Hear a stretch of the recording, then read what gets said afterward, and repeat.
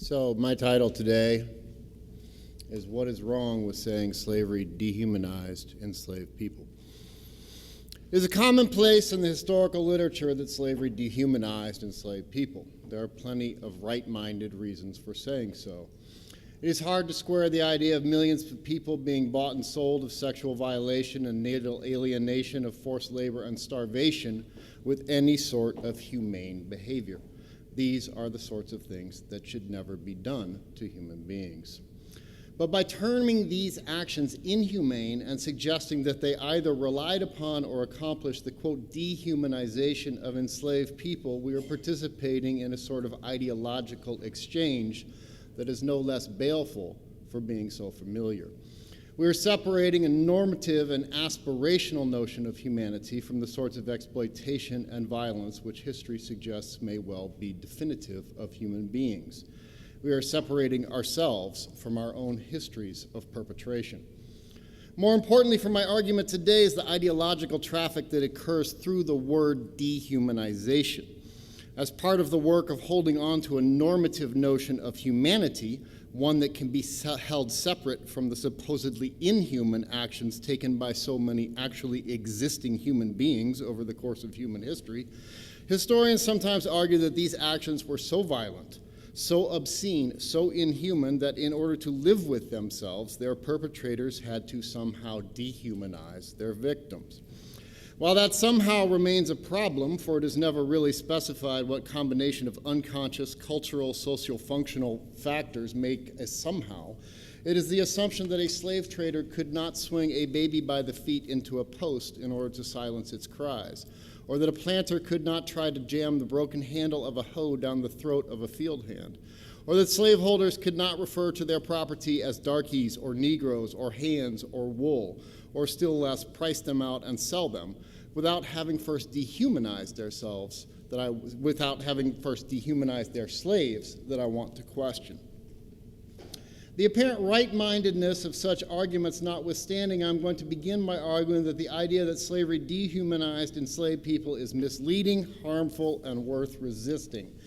It is misleading because slavery depended upon the human capacities of enslaved people.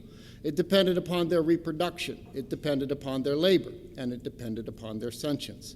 Enslaved people could be taught. Their intelligence made them valuable. They could be terrorized. Their fears made them controllable. They could be manipulated. Their desires could make them pliable.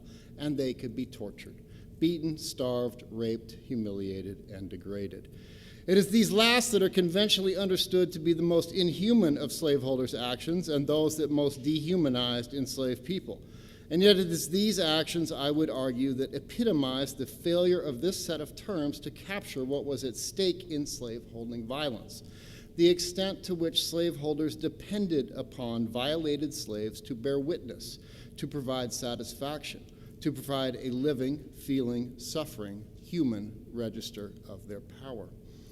More than misleading, however, I have suggested that the notion that enslavement dehumanized enslaved people is harmful, even as the notion that perpetrators of historical wrongs behaved in an inhumane fashion serves to shore up a distinction between the inhuman them, the slave traders, and we, the humans, a distinction which I would argue is self-serving and misleading in relationship to the historical and structural injustice from which many, if not all of us, benefit. It leaves an indelible trace upon those with whom it supposedly sympathizes. The notion of dehumanization suggests a once and for all alienation of enslaved people from their humanity. How does someone get their humanity back after they have lost it? Who is the judge of when someone has suffered so much or been objectified so fundamentally that they have lost their humanity? Who decides when someone has done enough to regain their humanity?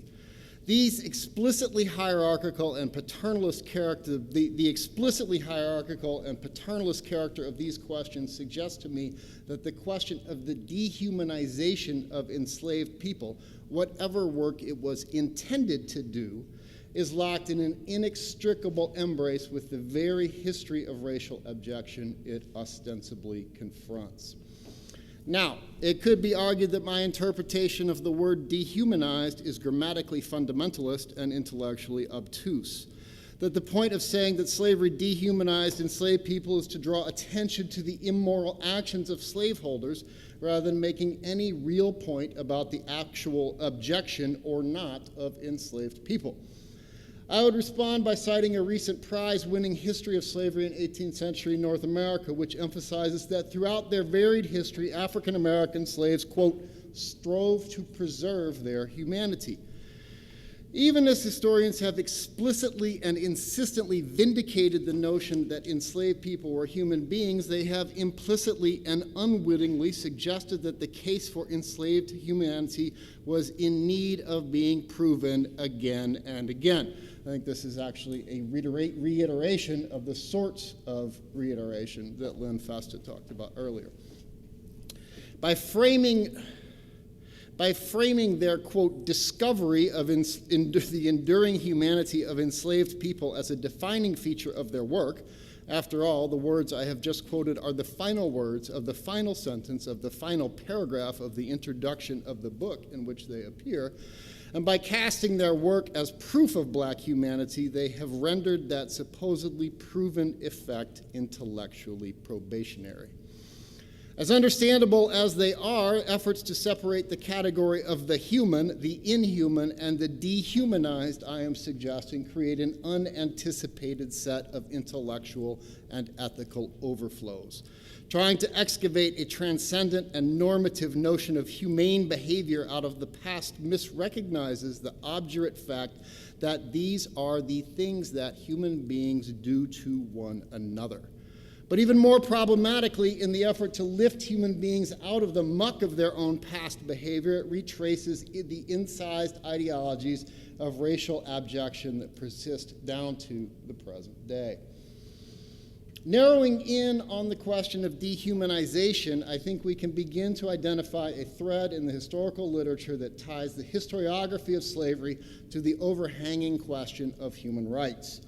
Elsewhere in the same introduction from which I've just quoted, the author writes, quote, wherever and whenever masters, whether implicitly or explicitly, recognize the independent will and volition of their slaves, they acknowledge the humanity of their bond people. Extracting this admission was, in fact, a form of slave resistance because slaves thereby opposed the dehumanization inherent in their status. I want first to emphasize that I'm not quoting these particular sentences because I think they are exceptionally stupid. I am quoting them because I think they are emblematically illustrative. They crystallize a set of intellectual impulses and ethical premises that undergird much of the scholarship on slavery. To wit, they counterpoise an emphasis on independent will and volition against the possibility of dehumanization. They frame their account of humanity as an aspect of the problem of freedom, and freedom of a very particular sort, the freedom to make choices and take intended actions, the freedoms of classical liberalism. They suggest, I am suggesting, the peculiar results that flow from trying to write a history of slavery at the juncture of the terms human and rights. There are a lot of problems that flow from the notion that underneath every history of slavery lies a history of liberal subjects striving to be emancipated into the political conditions of the 21st century Western bourgeoisie. From a historiographical perspective, we could say that it alienates enslaved people from the historical parameters and cultural determinants of their own actions. It takes actions from singing a spiritual to breaking a tool to fomenting a revolution to having a good idea about how to run a better sluiceway to irrigate a field, and collapses them down to a single anachronistic and essentially liberal moral. Enslaved people's agency proved their humanity. Given the theme of our meeting today, however, I want to focus less on the historiographical implication of this particular line of reasoning than I do on its ethical aspect. The tension between the specific actions and idioms of enslaved life and the broadly comparative categories of independent will and volition, agency, and humanity seem to me to be analogically related to the tension that Karl Marx noted between the historical and material inequalities that characterize 19th century society and the abstract equality of the rights-based version of human emancipation through citizenship, of which he was critical. In his essay on the Jewish question, Marx wrote that the political citizen was, quote, an imaginary member of an imaginary universality. For Marx, the material salience of human existence, distinctions of birth, social rank, education, occupation, continued to actually guide and determine the course of history, even as the inauguration of a new sort of history, the history of political equality, was announced to the world. Political emancipation, Marx wrote in a passage that reflects both the terrific promises and the bounded limits of the history of the rights-based notion of human emancipation, is, of course, a big step forward. True, it is not the final form of human emancipation, but it is the final form of human emancipation within the hitherto existing world order. It is with Marx's dialectical appreciation and critique of the notion of citizenship, and by extension of the rights-based notion of human being at the heart of the historiography of slavery, that I want to turn finally to the question of human rights. There is a good deal of recent scholarship emphasizing the importance of both vernacular and institutional anti-slavery to the intellectual history of human rights thinking. Samuel Moyne's recent and influential account of the history of human rights, however, departs from this timeline to argue for a much later set of historical benchmarks. It was not until well into the 20th century, Moyne argues, that the idea of a new world in which the dignity of each individual will enjoy secure international protection emerged. While many of my usual scholarly co-conspirators are critical of the way that Moyne's timeline sets the history of slavery, anti-slavery, and anti-colonialism to the side of the history of human rights, I think there is a lot to what he is saying. The emergent notion, our contemporary notion of human rights, I am suggesting, is not significantly inflected by the history of slavery. And I will suggest in a moment, it would be better if it were. Moyne is equally critical of the notion of what he terms the commonly accepted notion that the horrors of the Holocaust were the historical origin of modern thinking about human rights. Moyne separates the intellectual reclassification of various forms of violations as violations of a single norm, human rights, from the emergence of a global social movement actually capable of penetrating, as if from above, polities within which those abuses occurred. While the core impulses of human rights activism may have existed earlier, Moyne argues, they did not come to characterize the emergent norms of international law until the 1970s. And perhaps he is right about that too. Moyne's foundational reliance, however, on Hannah Arendt's meditation on the origins of totalitarianism for his definition of the problem, i.e. the problem of a right to have rights superintending the patchwork pattern of state sovereignty, suggests that the intellectual origins, if not their full-scale expression in global social movements, lie in the Holocaust. Our notion of universal rights, that is to say, has its origin in a particular historical experience, that of Europe in the 20th century. Guided by the searing moral injunction, never again, human rights thinking has emphasized the problems of democratic self-determination, freedom of conscience and expression, protection from political violence, and above all, the anathematization of genocide as the universal rights according to which we should address ourselves to global wrongs. Paraphrasing Marx, I think it is fair to say that the emergence of a global movement in support of human rights, thusly defined, is perhaps the greatest historical achievement of the 20th century. It is the summary accomplishment of the hitherto existing world order. It is not, however, nor in my view should it be, the final form of human emancipation. As a way of explaining what I mean, let me return to the history of slavery, although this time with a focus on the writing of a particular historian, W.E.B. Du Bois. In the first chapter of Black Reconstruction, which was published in 1935, Du Bois outlined an account of human emancipation in the shadow of the history of slavery that I believe stands at odds with, or perhaps in excess of, the liberal notion of human rights that I have just emphasized as being the emergent form of universalist notions of global justice right now. I'm going to read you an extended quotation. Fortunately, it was written by a genius.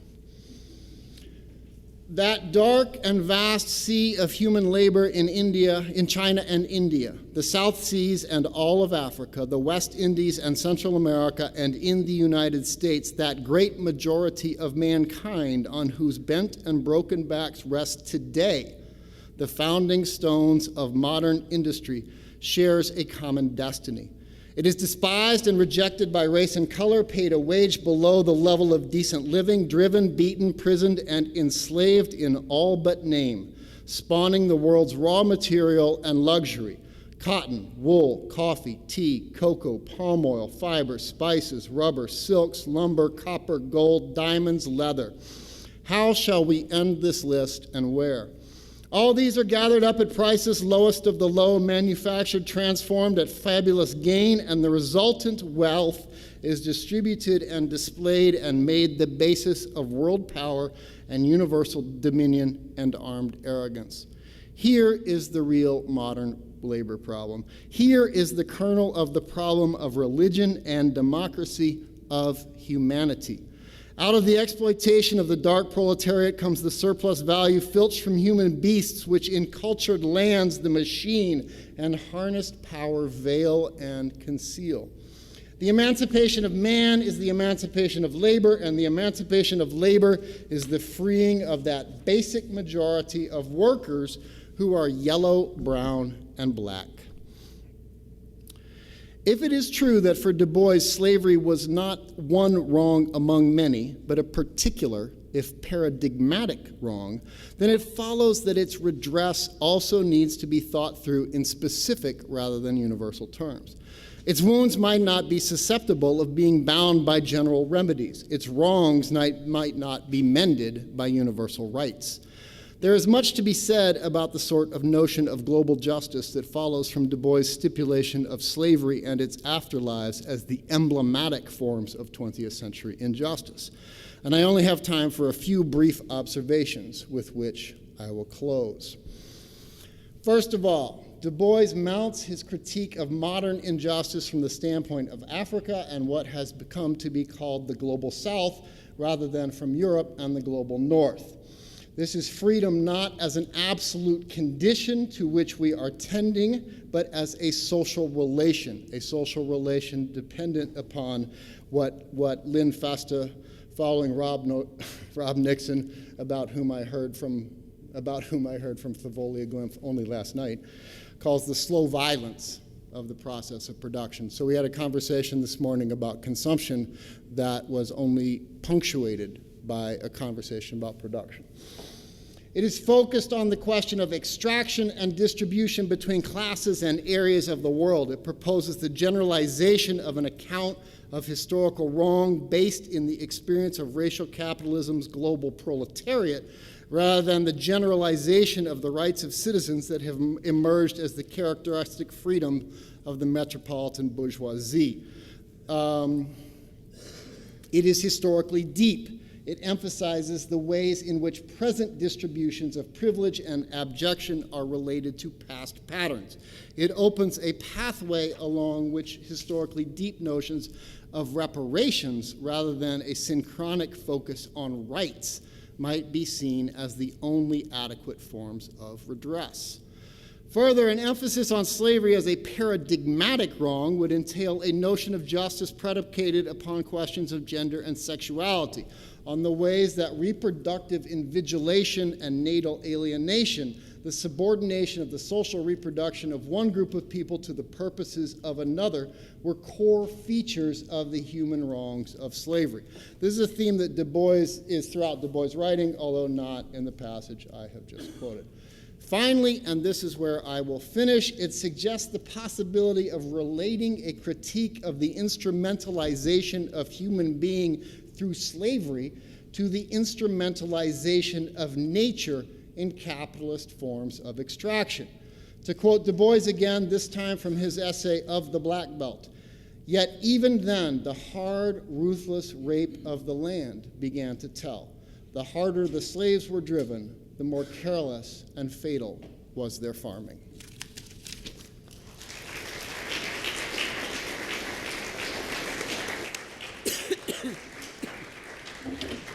I'm going to stand up and make just a